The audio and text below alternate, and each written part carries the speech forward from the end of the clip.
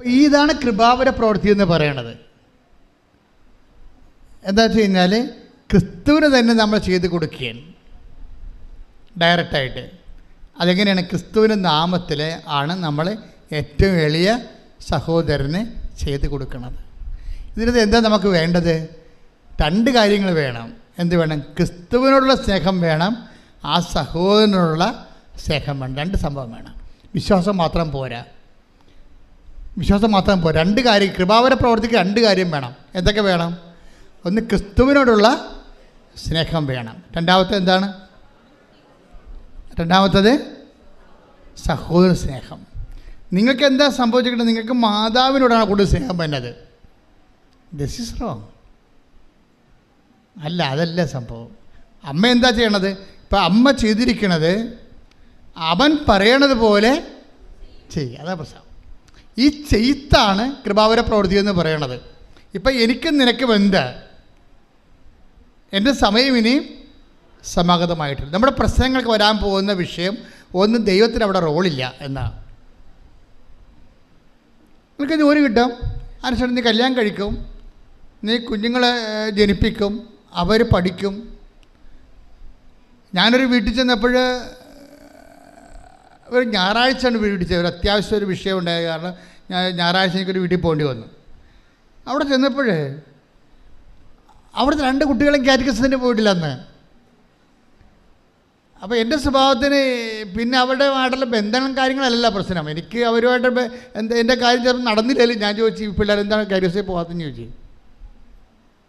നിങ്ങളൊരു വീട്ടിൽ ഉടമ്പടി എടുത്തവരാണ് നിങ്ങളെങ്കിൽ, നിങ്ങളൊരു വീട്ടിൽ ചെല്ലുമ്പോൾ ഒരു വീട്ടിൽ കാറ്റഗിസത്തിനും പോകാതെയോ കുർബാനയ്ക്ക് പോകാതെ ഒരു വ്യക്തി ഉണ്ടെങ്കിൽ, നിങ്ങൾ ദൈവസ്നേഹമുണ്ടെങ്കിൽ നിങ്ങൾ ചോദിക്കും. അല്ലെങ്കിൽ അവരെന്ത് വിചാരിക്കും, നമ്മളെന്തിനാണ് അവരുടെ കാര്യത്തിൽ ഇടപെടണമെന്ന് ചോദിക്കും. ഇതാണ് ഫസ്റ്റ് സ്റ്റെപ്പ്. ഒരു വ്യക്തിക്ക് ദൈവസ്നേഹമുണ്ടോ ഇല്ലേ എന്ന് അറിയണമെന്നുണ്ടെങ്കിൽ നമ്മൾക്ക് വലിയ കുഴപ്പമില്ല, പൊല്ലാപ്പില്ലാത്ത വിഷയങ്ങൾക്കൊക്കെ നമ്മൾ സേഫായിട്ട് നമ്മൾ ഡേഞ്ചർ സോണിൽ ഒരിക്കലും കളിക്കത്തില്ല, സേഫ് സോണിലേ കളിക്കത്തുള്ളൂ. അപ്പോൾ തന്നെ ദൈവത്തിന് അറിയാം. ദൈവത്തിന് നിങ്ങൾ എന്ത് പറഞ്ഞാലും കണ്ണിൽ പൊടിയിടാൻ പറ്റില്ല. കണ്ണിത്തിരി വലുതാണ്, അത്രേ കുഴപ്പമില്ല. നമുക്ക് ഇടണ പൊടിക്കൊരു കണക്കില്ലേ? ഇല്ലേ? നമുക്കിടാൻ ദൈവത്തിൻ്റെ കണ്ണിൽ പൊടിയിടാൻ പറ്റരുത്. കാര്യം ദൈവത്തിൻ്റെ കണ്ണിത്തിരി വലുതായിപ്പോയി. നമുക്ക് ഇടണ പൊടിക്കൊരു കണക്കുണ്ടല്ല, അതല്ലേ പ്രശ്നം. അതുകൊണ്ട് എപ്പോഴും നമ്മൾ ശ്രദ്ധിക്കേണ്ട ഒരു വിഷയം വെച്ചാൽ, നിങ്ങൾ ആദ്യം തന്നെ ദൈവസ്നേഹം വർദ്ധിക്കാൻ വേണ്ടി പ്രാർത്ഥിക്കണം. 3:12 എടുത്ത് തെസ്സലോനിക്കൻസ് 1 തെസ്സലോനിക്ക 3:12. ഞങ്ങൾക്ക് നിങ്ങളോടുള്ള സ്നേഹം പോലെ പറഞ്ഞേ, ഞങ്ങൾക്ക് നിങ്ങളോടുള്ള സ്നേഹം പോലെ നിങ്ങൾക്ക് തമ്മിൽ തമ്മിലും മറ്റെല്ലാവരോടുമുള്ള സ്നേഹം വളർന്ന് സമൃദ്ധമാകാൻ കർത്താവ് ഇടവരുത്തട്ടെ. ഇപ്പം ദൈവത്തിന് റോളുണ്ട് ഇതിൻ്റെ അകത്ത്. നമുക്ക് ലവ് ഓഫ് ഗോഡ് ലെവൽ കുറവാണെങ്കിൽ നിങ്ങൾ അഡ്രസ്സ് ചെയ്യേണ്ടത് അതാണ്. എൻ്റെ IELTS പാസ്സാക്കണേ, എൻ്റെ IELTS പാസ്സാക്കി ജന്മം പ്രാർത്ഥിച്ചാൽ ദൈവത്തിന് അതുകൊണ്ട് പ്രയോജനമില്ല. ദൈവം പറയും, എനിക്ക് നിനക്ക് എന്താ എന്ന് ചോദിക്കും. ഇതാണ് പ്രശ്നം. എൻ്റെ IELTS പാസ്സാക്കി എൻ്റെ വസ്തു വിൽക്കണേ, എനിക്ക് കല്യാണം നടത്തണേ, എനിക്ക് കുഞ്ഞുങ്ങളുണ്ടാകണമെന്ന് പറഞ്ഞാൽ മാത്രം ഇരുന്ന ദൈവം ചോദിക്കുന്ന ചോദ്യം എന്താണ്? എനിക്ക് നിനക്കും എന്താ? ഇവിടെ എന്താ പ്രശ്നം വെച്ച് കഴിഞ്ഞാൽ, ആദ്യം ലവ് ലെവൽ വർദ്ധിപ്പിക്കണം. ടെക്നിക്കലായിട്ടാണ് ഉടമ്പടി സമീപിക്കേണ്ടത്. ലവ് ലെവലിൽ അത് എന്തിനാണ്? ദൈവത്തോടുള്ള സ്നേഹം വേണം, നമുക്ക് പരസ്പര സ്നേഹം ഉണ്ടാകണം. അത് പിന്നെ എന്ത് ചെയ്യണം? പരസ്പര സ്നേഹം ഉണ്ടെന്നും പറഞ്ഞുകൊണ്ട് it is N on going process. എന്താ എഴുതിയിരിക്കണത്? വളർന്ന് ഞങ്ങൾക്ക് നിങ്ങളോടുള്ള സ്നേഹം പോലെ നിങ്ങൾക്ക് തമ്മിൽ തമ്മിലും മറ്റെല്ലാവരോടുമുള്ള സ്നേഹം വളർന്ന് സമൃദ്ധമാകാൻ കർത്താവ് ഇടവരുത്തട്ടെ. അപ്പൊ സ്നേഹം കുറഞ്ഞാൽ അതിനകത്ത് റോള് ദൈവത്തിനുണ്ട്, ഉറപ്പല്ലേ? അപ്പം നിങ്ങൾ പ്രാർത്ഥിക്കുമ്പോൾ നിങ്ങളുടെ ലവ് ലെവൽ വർദ്ധിക്കാൻ വേണ്ടി അതിനെ ടാർഗറ്റ് ചെയ്യണം. നിങ്ങൾ ടാർഗറ്റ് ചെയ്യേണ്ടത് പക്ക മെറ്റീരിയൽ വിഷയമാണ്. ദൈവത്തിന് അതിൻ്റെ അകത്ത് റോളൊന്നുമില്ല. എനിക്ക് നിനക്കും എന്ത് എന്ന് ചോദിക്കുന്നതിൻ്റെ കാരണം അതാണ്. അപ്പോൾ എനിക്ക് നിനക്ക് എന്ത് എന്ന് ചോദിക്കുമ്പോൾ തന്നെ ഒരു മെറ്റീരിയൽ ബെനിഫിറ്റ്സ് നമുക്ക് ലഭിക്കുന്നതിനോടുള്ള കർത്താവിൻ്റെ നിലപാട് it is very evident, it is clear. അറിഞ്ഞ് കളിക്കണം കേട്ടോ. ഈ കളി ഉടമ്പടി ഒരു കളിയാണ്. അവിടെ നമ്മൾ ഇൻവെസ്റ്റ് ചെയ്യുമ്പോൾ സൂക്ഷിച്ച് കൈകാര്യം ചെയ്യണം. കാര്യം ഒരു മെറ്റീരിയൽ ബെനിഫിറ്റ്സ് മാത്രമാണ് ഉദ്ദേശിക്കണമെന്നുണ്ടെങ്കിൽ കർത്താവിൻ്റെ നിലപാട് എന്താണ്? Between us what is it? എനിക്കും നിനക്കും എന്ത്? പിന്നെ എന്താണ്? എൻ്റെ സമയം ഇനിയും സമഗതമായിട്ടില്ലല്ലോ. ഈ ഒരു പ്രശ്നത്തെയാണ് മറിയം ഓവർടേക്ക് ചെയ്യണത്. ഈ നമ്മൾ മറിയത്തെ വിളിക്കുന്ന ഒരു പേരുണ്ട്. എന്താണ്? ബോധജ്ഞാനത്തിൻ്റെ എന്താ കാര്യം? ഇവർ പരിശുദ്ധാത്മ ഫുൾ ഓഫ് ഗ്രേസ് അല്ലേ, ഇവർ കൃപ നിറഞ്ഞവളല്ലേ. അതുകൊണ്ട് കൃപ നിറഞ്ഞു കഴിഞ്ഞാൽ അതിൻ്റെ ജ്ഞാനം അറിയാൻ പറ്റും. ഇതിനെങ്ങനെയാണ്, ഇങ്ങനെ ഒരു വിഷയമുണ്ട്, അതിനെ എങ്ങനെയാണ് കൗൺട്രാക്ട് ചെയ്യണമെന്ന് അറിയാൻ പറ്റും. അതാണ് നമ്മൾ ജ്ഞാനപരം എന്ന് പറയണത്. അവർ മാലാഖ തന്നെ അവരെ കാണുമ്പോൾ സമയത്ത് പറഞ്ഞത് എന്താണ്? Hail Mary full of grace, കൃപ നിറഞ്ഞവൾ. കൃപ നിറഞ്ഞാൽ തന്നെ അതിൻ്റെ അർത്ഥം ജ്ഞാനപരം അതിൻ്റെ സമൃദ്ധി നിൽക്കുകയാണ്. അപ്പം അതുകൊണ്ട് ഒരു ഇഷ്യൂ ഉണ്ടായപ്പോൾ എൻ്റെ പ്രോബ്ലം, വേറൊരു പ്രശ്നമുണ്ട്. ഞങ്ങളുമൊക്കെ നിങ്ങളോട് ജ്ഞാനപരത്തിലാണ് ഉപദേശം തരണത്. പക്ഷേ എന്താ പ്രശ്നം എന്ന് വെച്ച് കഴിഞ്ഞാൽ, ഇപ്പം ഞാൻ ചിലരോട് പറയും, പ്രശ്നമായ വഴക്കായ സാരമില്ല, നീ തന്നത്തെ ഇറങ്ങിപ്പോകുന്ന ആളല്ലേ, നീ മര്യാദയ്ക്ക് കഴിച്ചെല്ലാം പറയും. ഞാൻ എത്രയും പറയത്തുള്ളൂ. പിന്നെ ആ ചാപ്റ്റർ ക്ലോസ് ചെയ്ത് കളയും. കാരണം ആൾക്കാരെ 2 മിനിറ്റല്ലേ കിടത്തുള്ളൂ. അപ്പോൾ ഇവിടെ തന്നത്തെ ഇറങ്ങിപ്പോയാണെന്ന് എനിക്കറിയത്തില്ല. കർത്താവ് എന്നോട് പറയും ഇവിടെ തന്നത്തെ ഇറങ്ങിപ്പോകുന്നതാണ് വഴക്കുണ്ടാക്കിയത്. അപ്പോൾ അത് ഞാൻ പറയും, നീ തന്നത്തെ ഇറങ്ങിപ്പോയ ആളല്ലേ, നീ തന്നെ പോയിക്കൊള്ളാൻ പറയും, നീ തന്നെ റെസെറ്റ് ചെയ്യാൻ പറയും. പക്ഷേ ഇവിടെ ജന്മം കൊണ്ട് പോകത്തില്ല. കാര്യം ഇവർക്ക് ചമ്മലല്ലേ. കാര്യത്തിൽ ഇവിടെ തന്നത്തെ ഇറങ്ങിപ്പോയതാണ്. അപ്പം നമ്മളവിടെ എളിമപ്പെടണം. എളിമപ്പെട്ടിട്ട് സോറി പറയാൻ ബാധ്യസ്ഥമാണ്. പക്ഷേ ഈ അഹങ്കാരം ഹുങ്ക് പിടിച്ച സാധനം ഈ ജന്മത്തെ സോറി പറയത്തില്ല. കാരണം മർക്കടം മുട്ടിയാണ്. കുരങ്ങിൻ്റെ പരിപാടി അതല്ല. അകത്ത് ശർക്കര പോയി കഴിഞ്ഞാൽ ആൾക്കാർ നമ്മളെ തല്ലിക്കൊല്ലാൻ വേണ്ടി വരുമ്പോഴും ആ ശർക്കര ഒന്നും വിടത്തില്ല ഒരിക്കലും. അതാണ് മർക്കടം മുട്ടി എന്ന് പറയുന്നത്. പണ്ട് കുരങ്ങനെ പിടിക്കുന്ന പരിപാടി അങ്ങനെ ഇടുന്നില്ല. തൊണ്ണെന്ന് പറഞ്ഞതിൻ്റെ കരിക്ക് തുളച്ച് അതിൻ്റെ അകത്ത് ശർക്കര കൊണ്ടിട്ട് വെക്കും. അപ്പോൾ കുരങ്ങ് വന്ന് വെച്ച് ഇതിൻ്റെ അകത്ത് കൈയിടും. കൈയിട്ട് കഴിയുമ്പോൾ ശർക്കരക്കരി പിടിക്കും.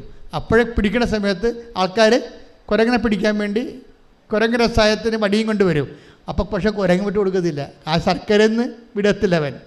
മര്യാദക്കാവും ബുദ്ധിപൂർവ്വം ഒരു വിവേകം ഉണ്ടെങ്കിൽ ആ കൈ വിട്ടാൽ ഊരിക്കൊണ്ട് പോകാൻ പറ്റും. പക്ഷേ പാവപ്പെട്ട വിടത്തില്ല. ഇങ്ങനെ മർക്കട മുട്ടിയോടുകൂടി തമ്മിൽ തല്ലി തലകീറി മക്കളെ വഴിയാധാരമാക്കി മരിച്ചുപോയ മനുഷ്യർ എന്തുമാത്രമാണ്. അതുകൊണ്ടാണ് അനുതാപം അവിടെ വരണത്. ഇത് ഒറ്റ നടക്ക് പോകത്തില്ലേ. അനുതാപം വരണ അവിടെയാണ്. ഈ വിഷയത്തിൽ നിനക്ക് അനുതാപം ഉണ്ടാകണമെന്ന് ദൈവം ആഗ്രഹിക്കുന്നുണ്ട്. അനുതാപം എന്ന് പറഞ്ഞാൽ എന്താണ്? നിൻ്റെ ജീവിത വിഷയത്തിൽ നിന്നേക്കാൾ വലുതായിട്ട് ക്രിസ്തുവിനെ കാണുന്നതാണ് അനുതാപം. ശ്രദ്ധിക്കട്ടെ. ഹല്ലേലൂയ.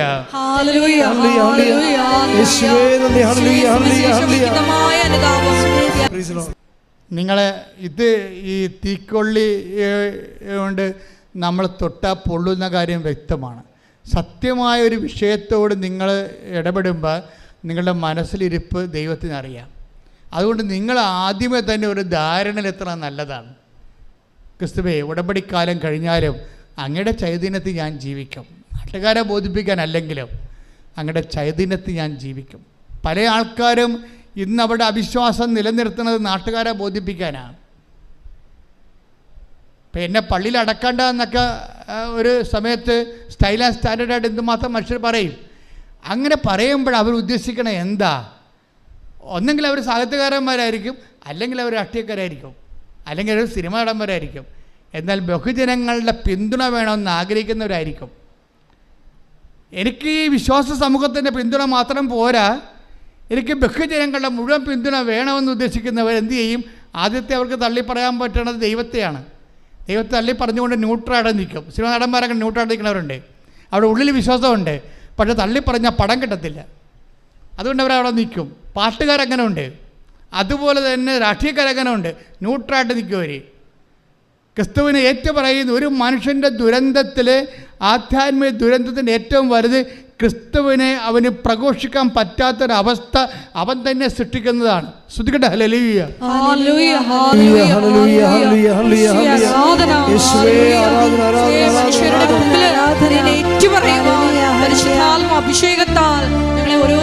സൽപ്രവൃത്തികളുടെയും നീതീകരണത്തിൻ്റെയൊക്കെ ഒരു വിഷയം എന്ന് പറയണത് ഇത് ഏതെങ്കിലും ഒക്കേഷനിൽ ചെയ്തു വരണ സംഭവമല്ല. ഇത് നിത്യത വരെ ചെയ്തുകൊണ്ട് പോകുന്ന കാര്യമാണ്. ഇത് ഓൺഗോയിങ് ജസ്റ്റിഫിക്കേഷൻ എന്ന് പറയും. എന്ന് വെച്ച് കഴിഞ്ഞാൽ ഒരു തുടർ നീതീകരണ പ്രക്രിയ. അതെന്തും പറയുകയാണ്, എവിടെയാണ് ഇത്? നമുക്ക് IELTS പാസ്സായ പോരാ, കാനഡയിൽ പോകാനേ പറ്റത്തുള്ളൂ. കാനഡ കഴിഞ്ഞ രാജ്യങ്ങളുണ്ട്, അതിൻ്റെ പേര് ദൈവരാജ്യം എന്നാണ്. ശ്രദ്ധിക്കട്ടെ, ഹല്ലേലൂയ. അവസാന നീതീകരണം ലഭിക്കണവരെ ഒരു ആത്മാവ് അസ്വസ്ഥമായിരിക്കും. സത്യമായ ദൈവത്തെ കണ്ടെത്തിയ മനുഷ്യരെ അവസാനത്തെ നീതീകരണം കിട്ടുന്നത് എപ്പോഴാണ്? 25:34. അനന്തരം രാജാവ് പറഞ്ഞേ. അനന്തരം രാജാവ് തന്റെ വലതുഭാഗത്തുള്ളവരോട് അരുളി ചെയ്യും, തന്റെ വലതുഭാഗത്തുള്ളവരോട് അരുളി ചെയ്യും, എന്റെ പിതാവിനാൽ അനുഗ്രഹിക്കപ്പെട്ടവരെ, എന്റെ പിതാവിനാൽ അനുഗ്രഹിക്കപ്പെട്ടവരെ, വരുവിൻ, വരുവിൻ. ലോകസ്ഥാപനം മുതൽ നിങ്ങൾക്കായി സജ്ജമാക്കിയിരിക്കുന്ന രാജ്യം അവകാശപ്പെടുത്തുവിൻ. ഇതാണ് ലാസ്റ്റ് ജസ്റ്റിഫിക്കേഷൻ. നിങ്ങൾക്കായി ഒരുക്കിയിരിക്കുന്ന രാജ്യം അവകാശപ്പെടുത്താൻ പറയണത് വരെ we are in the process of justification. നീതികണ്ഠത്തിൻ്റെ പ്രോസസ്സാണ്. അച്ഛൻ എന്താ ഇങ്ങനെ പറയണമെന്ന് ചോദിച്ചു കഴിഞ്ഞാൽ, നിങ്ങളൊരു ഒക്കേഷണൽ ജസ്റ്റിഫിക്കേഷന് വേണ്ടി കുറച്ച് സൽപ്രവൃത്തികൾ ഇപ്പം ചെയ്യുകയാണ്. ഇതിനകത്ത് വരുന്നവർ ഇതുകൊണ്ട് ഉടമ്പടി ലാഗ് ചെയ്യണതിൻ്റെ കാരണം, ഒന്ന്, നിങ്ങൾ ഇതുകൊണ്ട് അവസാനിപ്പിക്കാൻ പോകുന്ന ദൈവത്തിന് അറിയാം. രണ്ട്, നിങ്ങളത് ചെയ്യണ ദൈവസ്നേഹത്തോടെ അല്ല. അപ്പം പിന്നെ ഇത് ഓവർകം ചെയ്യാനുള്ള മാർഗം എന്താണ്? ദൈവത്തോട് നേരത്തെ മുൻകൂർ ജാമ്യം പറയണം. ഞാൻ ഇതുകൊണ്ട് ക്രിസ്തീയ ജീവിതം അവസാനിപ്പിക്കത്തില്ല, ഞാൻ ദൈവസ്നേഹത്തോട് മാത്രമേ എൻ്റെ ജീവിതം ചെയ്യത്തുള്ളൂ. പക്ഷേ ഇങ്ങനെ നൗ ആൻഡ് ദെൻ ആയിട്ടൊരു വ്യക്തിക്ക് അത് ഐഡിയലല്ല.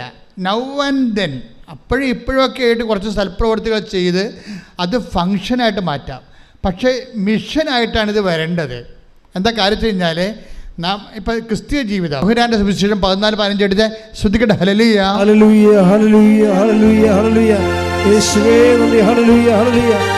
യേശുവേ സ്തുതി, ഹല്ലേലൂയ. 14:15. യോഹന്നാൻ 14:15. നിങ്ങൾ എന്നെ സ്നേഹിക്കുന്നുവെങ്കിൽ, പറഞ്ഞ്, നിങ്ങൾ എന്നെ സ്നേഹിക്കുന്നുവെങ്കിൽ എന്റെ കൽപ്പന പാലിക്കും. എന്റെ കൽപ്പന പാലിക്കും. അടുത്ത വചനം വായിച്ചേ. ഞാൻ പിതാവിനോട് അപേക്ഷിക്കുകയും എന്നേക്കും നിങ്ങളോട് കൂടെയായിരിക്കാൻ മറ്റൊരു സഹായകനെ അവിടുന്ന് നിങ്ങൾക്ക് തരികയും ചെയ്യും. അപ്പൊ ഒന്ന്, ഈ കാര്യങ്ങളെല്ലാം 14:15 അനുസരിച്ചാണ് ചെയ്യേണ്ടത്. എന്താണ്? ദൈവസ്നേഹത്തോടെയാണ് ചെയ്യേണ്ടത്. അങ്ങനെ ദൈവസ്നേഹത്തോട് ചെയ്തു കഴിഞ്ഞാൽ ക്രിസ്തു നമ്മളിൽ വസിക്കുന്നത് അവൻ്റെ ആത്മാവോട് കൂടിയായിരിക്കുമെന്നാണ് കർത്താവിൻ്റെ വെളിപ്പെടുത്തൽ, വചനത്തിൻ്റെ വെളിപ്പെടുത്തൽ. പ്രാർത്ഥിക്കുക, കർത്താവായ ദൈവമേ, അപ്പോഴും ഇപ്പോഴും നല്ല പ്രവൃത്തികൾ ചെയ്യുന്ന കാര്യം കാണാനുള്ള കാര്യപരിപാടിയേക്കാൾ സത്യസന്ധമായി ജീവിതം സുവിശേഷ സ്നേഹത്താൽ ദൈവസ്നേഹത്തോടെ പുനഃക്രമീകരിച്ചുകൊണ്ട് കൃപയിൽ നിറയുവാൻ വളരുവാൻ എന്നെ അഭിഷേകം ചെയ്യട്ടെ.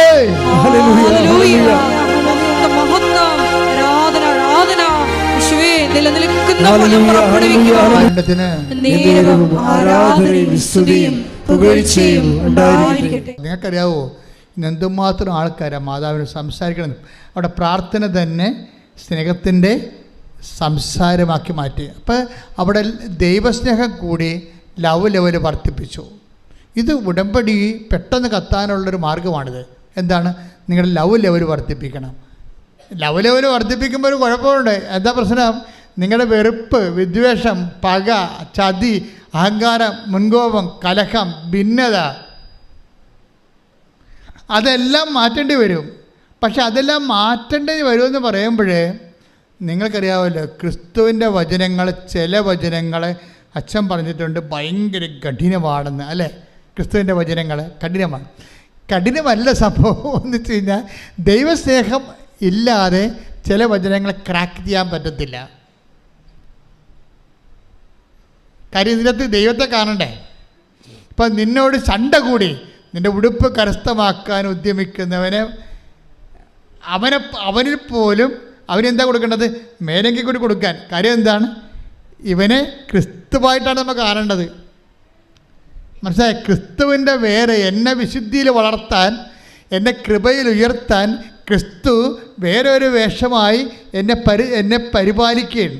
ഇത് ഭയങ്കരമാണ്. ഇതുകൊണ്ടാണ് നീ ശത്രുവിനെ പോലും ഐഡൻറ്റിഫൈ ചെയ്യണമെന്ന് പറയണത്, അല്ലേ? അങ്ങനെ വചനമില്ലേ? ശത്രുവിനെ സ്നേഹത്തെക്കുറിച്ച് പറയുമ്പോൾ ശ്രദ്ധിക്കട്ടെ മക്കളെ, ശ്രദ്ധിക്കട്ടെ. ഹല്ലേലൂയ ഹല്ലേലൂയ ഹല്ലേലൂയ ഹല്ലേലൂയ ഹല്ലേലൂയ ഹല്ലേലൂയ.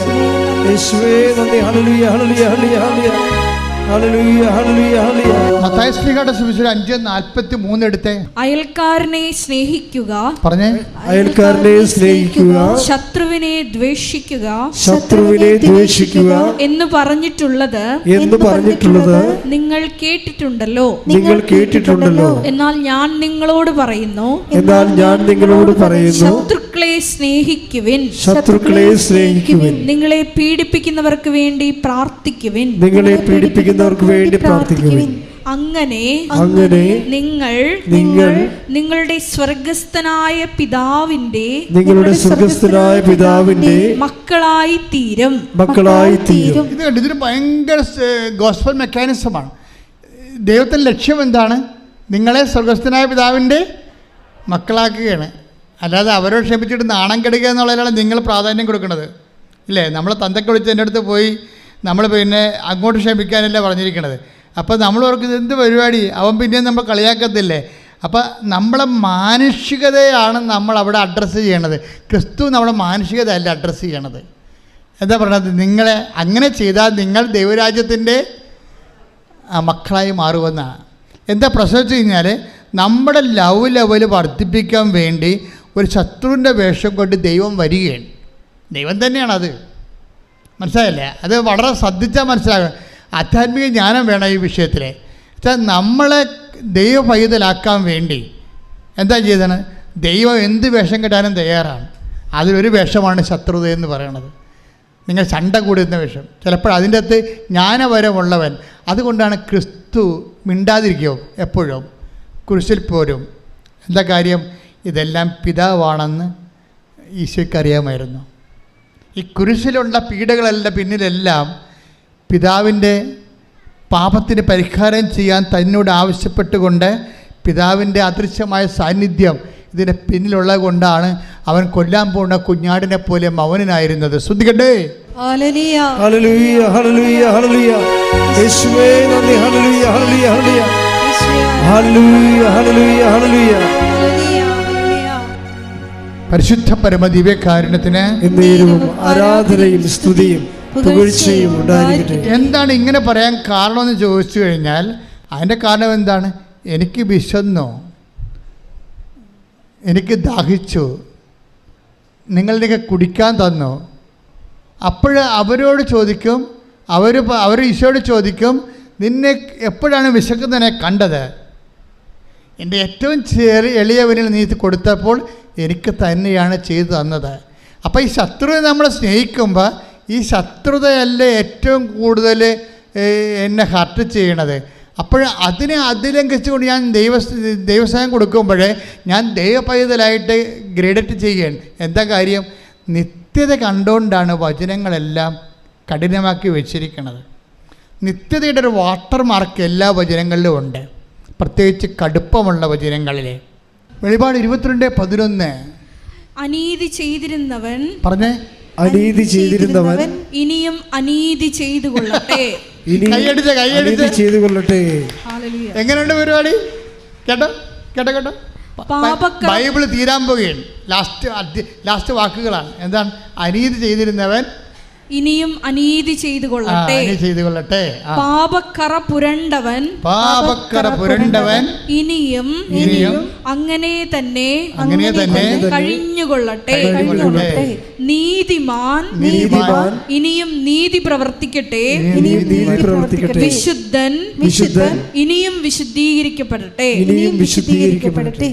ലാസ്റ്റ് സമയത്തിന്റെ അവസാനം ആരെയും മാനസാന്തരയ്ക്ക് വിളിക്കാത്ത ലോകത്തിലെ ഒരേ ഒരു പുസ്തകമാണ് ബൈബിൾ. എന്താ കാര്യം വെച്ച് കഴിഞ്ഞാൽ, കുറേ പേര് ബ്രാൻഡഡ് ആയിരിക്കുകയാണ്. അവൻ മാനസാന്തരപ്പെടാൻ ദൈവം ആഗ്രഹിക്കുന്നില്ല.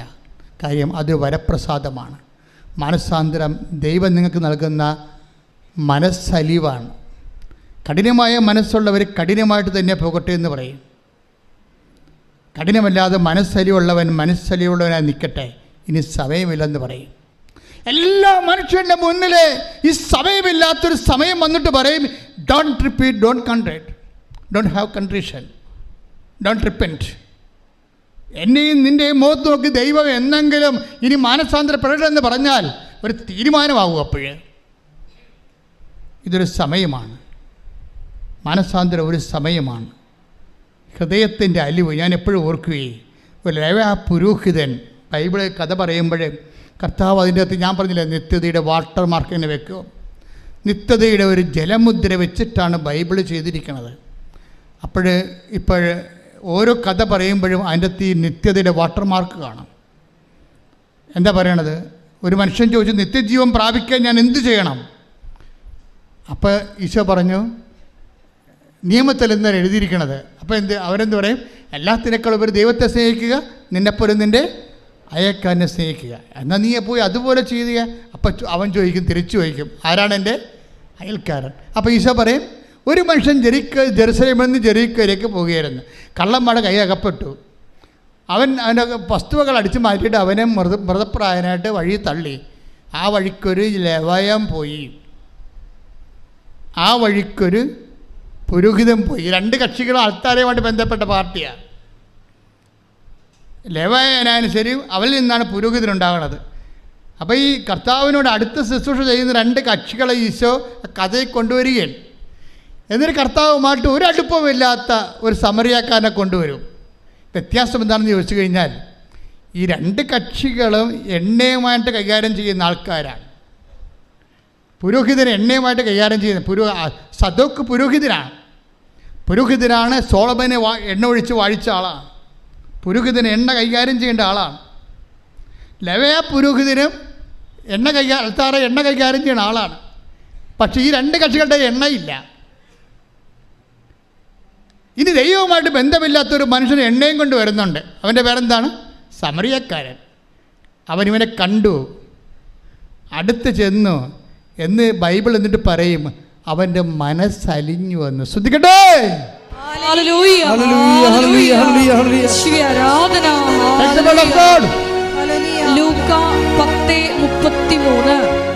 എന്നാൽ ഒരു സമരിയാക്കാരൻ യാത്രാമധ്യേ അവൻ കിടന്ന സ്ഥലത്ത് വന്നു. അവനെ കണ്ട് മനസ്സലിഞ്ഞ് അടുത്തു ചെന്ന് എണ്ണയും വീഞ്ഞും ഒഴിച്ച് അവന്റെ മുറിവുകൾ വച്ചുകെട്ടി തന്റെ കഴുതയുടെ പുറത്ത് കയറ്റി ഒരു സത്രത്തിൽ കൊണ്ടുചെന്ന് പരിചരിച്ചു. എൻ്റെ മക്കളെ, ഉടമ്പടി എടുത്തുകൊണ്ട് നിങ്ങൾ രോഗികളെ കാണുന്നു, പക്ഷെ മനസ്സറിയാതെ കാണാൻ പറ്റും. മനസ്സായില്ല? ഈ ഉടമ്പടി എടുത്തുകൊണ്ട് നിങ്ങൾ രോഗികളെ കാണുന്നു, അതുപോലെ തന്നെ ഓർഫണേജിൽ പോകുന്നു, വൃദ്ധസദനത്തിൽ പോകുന്നു, അവിടെ ഉടുപ്പലാക്കുന്നു. പക്ഷേ എങ്ങനെയെങ്കിലും ദൈവമൊന്ന് പ്രസാദിച്ച് എനിക്ക് ആ PR ഒന്ന് കിട്ടിയാൽ മതി. അതാണ് വിഷയം. അതിനകത്ത് വരുന്ന വിഷയം ഇതാണ്. പക്ഷെ അതിന് വേണ്ട കണ്ടന്റ് എന്താണ്? ഈ മനസ്സലിവാണ്. പ്രാർത്ഥിക്കുക, കർത്താവേ എനിക്ക് ഉടമ്പടി പ്രകാരം ദൈവസ്നേഹത്തോടെ എല്ലാ ദീനക്കാരിലും അങ്ങേ കാണുമ്പോഴേ മനസ്സലിയാൻ എന്നെ സഹായിക്കണം. ഈ മനസ്സലിവ് ആദ്യം ഉണ്ടായത് ആർക്കാണ്? ഈശോയ്ക്കാണ്. ടേക്ക് ദ ബെഡ് ഓഫ് ജനത്തെക്കൂട്ടത്തെ കണ്ടപ്പോൾ അതിന് അനുകമ്പ തോന്നി. ശ്രദ്ധിക്കട്ടെ. ഹല്ലേലൂയ, ഹല്ലേലൂയ, ഹല്ലേലൂയ, ഹല്ലേലൂയ. യേശുവേ ആരാധന, ആരാധന, ആരാധന. യേശുവേ നന്ദി, മഹത്വം, മഹത്വം, മഹത്വം, മഹത്വം. ഹല്ലേലൂയ, ഹല്ലേലൂയ, ഹല്ലേലൂയ, ഹല്ലേലൂയ, ഹല്ലേലൂയ. യേശുവേ നന്ദി, ഹല്ലേലൂയ. 26 ജനക്കൂട്ടങ്ങളെ കണ്ടപ്പോൾ യേശുവിന് അവരുടെ മേൽ അനുകമ്പ തോന്നി. പിന്നെ പ്രശ്നം വെച്ച് കഴിഞ്ഞാൽ, ഈ അനുകമ്പ, മനസ്സലിവ്, ഒരു സൽപ്രവൃത്തിയെ ക്രിസ്തുവിൻ്റെ കൃപാപര പ്രവൃത്തിയാക്കി മാറ്റുന്നത് ക്രിസ്തുവിൻ്റെ മനസ്സിൻ്റെ നിലവാരം സ്വീകരിക്കുമ്പോഴാണ്. അപ്പോൾ മാത്രമേ താഴെ വരാൻ പറ്റത്തുള്ളൂ. മനസ്സിലായില്ലേ? ഒരു സൽപ്രവൃത്തിയെ കൃപാവര പ്രവൃത്തി ആക്കണത് അത് ചെയ്യുമ്പോൾ ക്രിസ്തുവിൻ്റെ മനസ്സിൻ്റെ നിലവാരത്തിലേക്ക് നമ്മുടെ മനസ്സ് നിലവാരപ്പെടുമ്പോഴാണ് ശരിക്കും. അപ്പം അതറിയണമെങ്കിലേ എന്ത് ചെയ്താലും ഇപ്പം ഞാൻ നിങ്ങളെ പത്രവും കൊടുത്ത് വിടും, ഭയങ്കര ഓരോരുത്തർ പറയും, അതായത് ലോകം മുഴുവൻ സുവിശേഷം ക്രിസ്തുവിനെ കൈമാറുന്ന സഭയിലെ ഏറ്റവും വലിയ ഒരു സംരംഭമാണിത്. ഇത് വെറുതെ കിട്ടിയൊന്നുമല്ല, 4 വയസ്സ് മുതൽ ഈ കക്ഷിയുടെ പുറകെ നടന്ന് കിട്ടിയതാ. എങ്ങനെയാണ് ദൈവമേ സുവിശേഷ വേല ചെയ്യേണ്ടത്, അതിന് പട്ടക്കാരനായാൽ പറ്റുമെന്ന് എനിക്കൊരു ബോധമുണ്ടായിരുന്നു 10ാം ക്ലാസ്സിലേക്ക് പഠിക്കുമ്പോഴൊക്കെ. അതിനുശേഷം പട്ടക്കാരനായതിനു ശേഷവും പിന്നെയും ബാക്കി കർത്താവെ സുവിശേഷ വേലയെക്കുറിച്ച് പിന്നെയും എനിക്ക് ഇതല്ല, ഈ ശങ്കരാചാര്യ പറഞ്ഞ പോലെ നേതി ഇതല്ല ഇതിൻ്റെ അപ്പുറത്തുണ്ടെന്ന്. അങ്ങനെ അപ്പുറത്തുള്ളതിനെ അന്വേഷിച്ചപ്പോഴാണ് കർത്താവ് നമ്മൾ ഉടമ്പടി വരെ എത്തിയത്. നിങ്ങളിന്ന് എന്തുമാത്രം പ്രേക്ഷിതരാണ് ഉള്ളത്. പക്ഷേ പ്രേക്ഷിതരെ അറിയേണ്ട ഒരു കാര്യമുണ്ട്. ഒരു പത്രം കൊണ്ടൊരു മനുഷ്യൻ്റെ മുമ്പിലേക്ക്, ഒരു ഓട്ടോറിക്ഷക്കാരൻ്റെ മുമ്പിലേക്ക്, അല്ലെങ്കിൽ ഒരു ഓഫീസിലേക്ക് ചെല്ലുമ്പോൾ അവിടെ നിങ്ങളെ തന്തക്ക് വിളിക്കുമെന്ന് ആദ്യമേ നിങ്ങൾ കരുതണം. കാര്യം അവർക്ക് അവിടെ നിന്ന് തന്തക്ക് വിളിക്കാതിരിക്കുന്നത് ആരായിരിക്കും? അവരായിരിക്കല്ലേ, ക്രിസ്തു തന്നെയായിരിക്കും. പോരെ, പണിയായം. കാര്യം വചനം അങ്ങനെയല്ല പോണത്. നിങ്ങളെ ഉപദ്രവിക്കുന്നവരിൽ ആരെ കാണുമെന്നാണ് പറയണത്? ക്രിസ്തുവിനെ കാണണം. എന്നിട്ട് എന്താ കാണണത്? ഈ മനോഭാവം സ്വീകരിച്ചുകൊണ്ട് നിങ്ങൾ എളിമപ്പെടണം. അല്ലാതെ അവരെയും തന്തക്ക് വിളിച്ചിട്ട് പോരരുത്. മനസ്സിലായില്ലേ? അതുകൊണ്ടാണ് യേശുക്രിസ്തുവിൻ്റെ മനോഭാവം. Take the word of God. ഫിലിപ്പിയർ 2:6. ശ്രുതികട ഹല്ലേലൂയ ഹല്ലേലൂയ ഹല്ലേലൂയ ഹല്ലേലൂയ. യേശുവേ ആരാധന ആരാധന ആരാധന. യേശുവേ നന്ദി. ഹല്ലേലൂയ. ഫിലിപ്പി 2:5 മുതലുള്ള തിരുവചനങ്ങൾ. യേശുക്രിസ്തുവിനുണ്ടായിരുന്ന ഈ മനോഭാവം, പറഞ്ഞ യേശുക്രിസ്തുവിനുണ്ടായിരുന്ന ഈ മനോഭാവം നിങ്ങളിലും ഉണ്ടാകട്ടെ. ദൈവത്തിന്റെ രൂപത്തിലായിരുന്നെങ്കിലും അവൻ ദൈവവുമായുള്ള സമാനത നിലനിർത്തേണ്ട ഒരു കാര്യമായി പരിഗണിച്ചില്ല. തന്നെ തന്നെ ശൂന്യനാക്കിക്കൊണ്ട് ദാസന്റെ രൂപം സ്വീകരിച്ച് മനുഷ്യരുടെ സാദൃശ്യത്തിൽ ആയിത്തീർന്ന് ആകൃതിയിൽ മനുഷ്യനെ പോലെ കാണപ്പെട്ടു. ഈ ആകൃതിയും മനുഷ്യനെ പോലെ ആയി കാണപ്പെട്ടു എന്നുള്ള മനുഷ്യാവതാരം തുടരുകയാണ്. എന്താ കാര്യം? പല മനുഷ്യന്മാരും നമ്മളോട് ക്രിസ്തുവിൽ വളരൂ എന്ന് പറഞ്ഞുകൊണ്ട് നമ്മളെ പീഡിപ്പിക്കുകയും ഞെരുക്കുകയും ചെയ്യും. അപ്പോൾ എന്ത് ചെയ്യണമെന്നാണ് പറയണത്? ബുദ്ധിയും ബോധമുള്ളവൻ ആഹ്ലാദിച്ചുല്ലസിക്കുവൻ. എന്താ കാര്യം? സ്വർഗത്തിൽ നിങ്ങൾക്കുള്ള പ്രതിഫലം വലുതായിരിക്കും. ശ്രദ്ധിക്കട്ടെ. ഹല്ലേലൂയ. Take the word of God. ഹല്ലേലൂയ ഹല്ലേലൂയ ഹല്ലേലൂയ ഹല്ലേലൂയ. 6:35. എന്നാൽ നിങ്ങൾ ശത്രുക്കളെ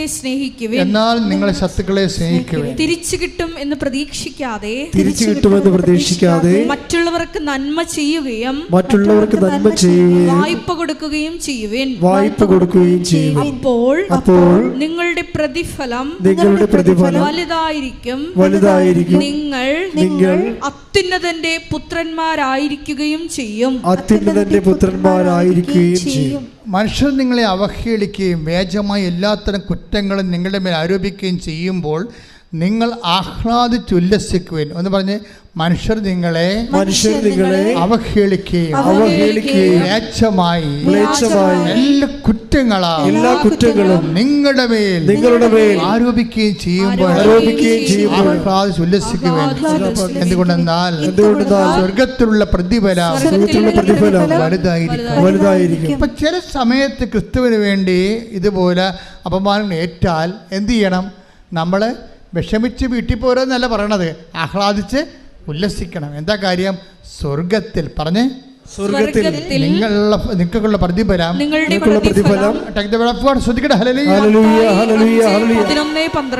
മത്തായി 5:11-12. എന്നെ പ്രതി മനുഷ്യർ നിങ്ങളെ അവഹേളിക്കുകയും പീഡിപ്പിക്കുകയും എല്ലാവിധ തിന്മകളും നിങ്ങൾക്കെതിരെ വ്യാജമായി പറയുകയും ചെയ്യുമ്പോൾ നിങ്ങൾ ഭാഗ്യവാന്മാർ. നിങ്ങൾ ആനന്ദിച്ചാഹ്ലാദിക്കുവിൻ. സ്വർഗത്തിൽ നിങ്ങളുടെ പ്രതിഫലം വലുതായിരിക്കും.